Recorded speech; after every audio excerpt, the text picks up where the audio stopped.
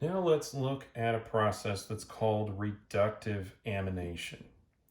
And before we get too far into it, let's talk about why we might need a different way of making amines, right? So let's recall a reaction that we've already learned. So let's look at this. If we take, say, methyl bromide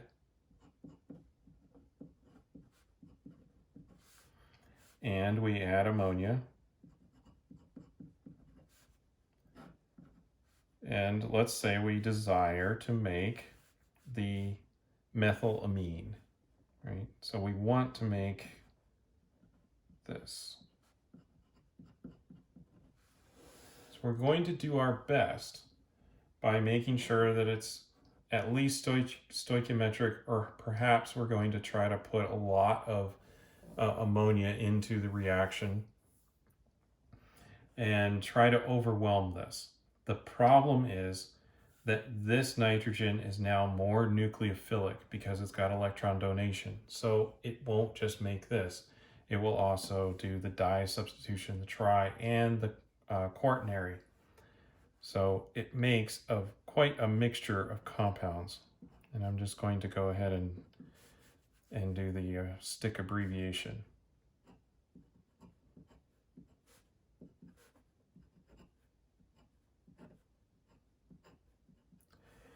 So the problem should be evident.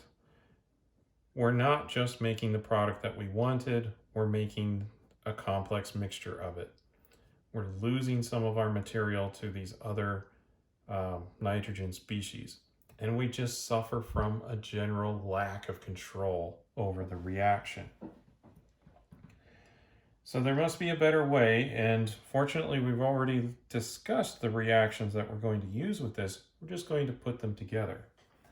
So instead, the first thing we're going to do is form an imine, and then we'll do a reduction.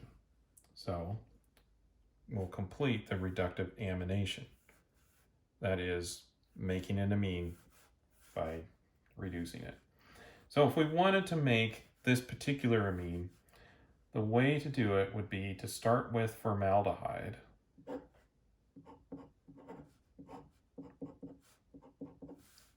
And we'll add a little bit of ammonia. And we'll need some mildly acidic conditions.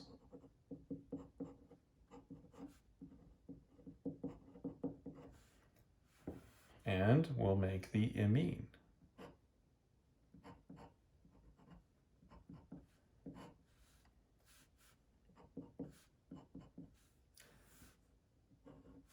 Next, we will just reduce it to the amine. Right, and we've covered those reactions, and that's possible to do using sodium borohydride.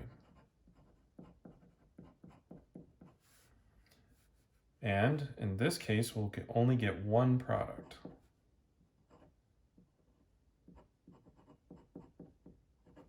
So we have a lot more control.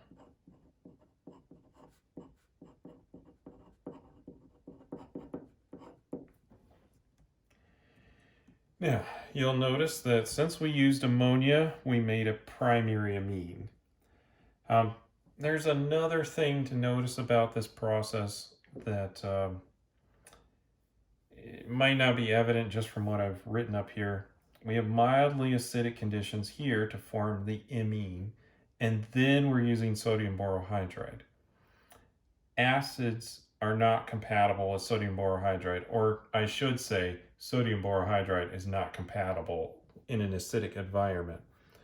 It will readily break down into hydrogen gas, and then we will not get the reaction that we're desiring. So it's possible to do it with these reagents, and that's fine. You just have to keep in mind that you'll need to do this in two different steps, right? The first step, you'll have to form the imine. Second step, after you've neutralized the acid and reduced or increased the pH at least to neutral, but Generally speaking, you want it to be about pH 8 or 9. Don't go too far, otherwise you could have other reactions. At that point, you can add in the sodium borohydride. You won't get a lot of side reactions with it, and then you can do the reduction. There is another reagent that you can use instead of sodium borohydride, which avoids this problem because it's more stable.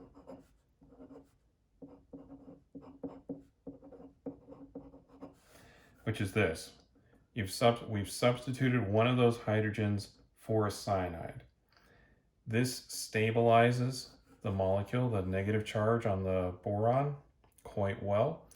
And so it will now tolerate mildly acidic conditions, at least what the acidic conditions that we need to make this first step possible.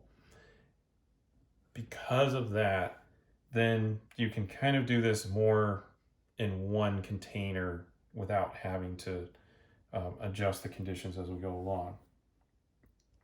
So either do it in 2 steps, use a sodium borohydride, or change over to this reagent with the cyanide.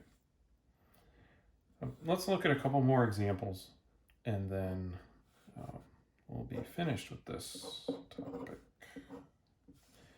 So here's a ketone, and I'm going to go ahead and add in the a primary amine, let's just say.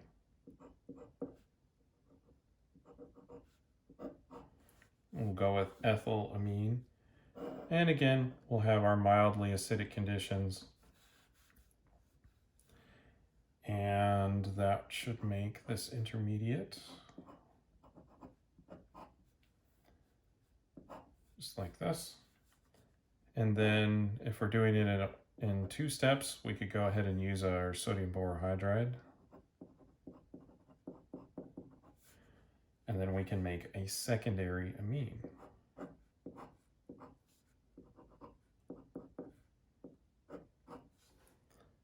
Like so.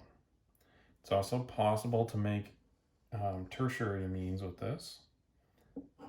So this time I'll start off with propanol, and I'm going to combine that with piperidine.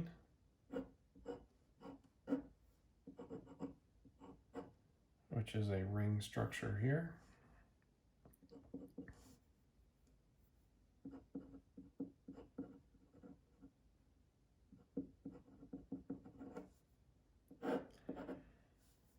Same thing, we'll need our mildly acidic conditions here. Now, in this case, we're going to form, there we've got our nitrogen there, got double bond to it. Just like so. Now you'll notice this nitrogen has 4 bonds to it, so it has a plus charge on it. Once we add our reducing agent, I'll go ahead and use the other one.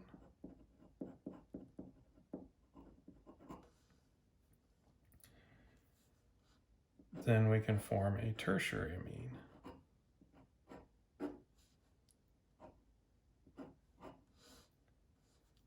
And this would be N-propylpiperidine.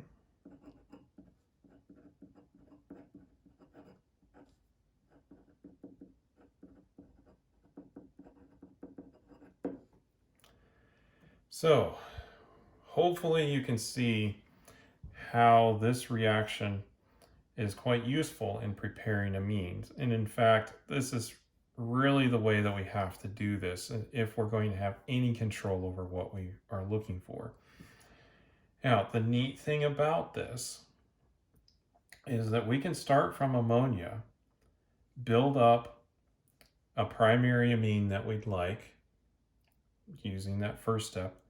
Then we can do another one of these, build up a secondary amine, and even go to a tertiary amine. We can build it up one step at a time and only put on the substituents that we want.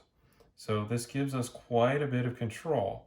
Now, we may have to do this in several steps, but that's what we'll have to do in order to make sure that we get the products that we're looking for.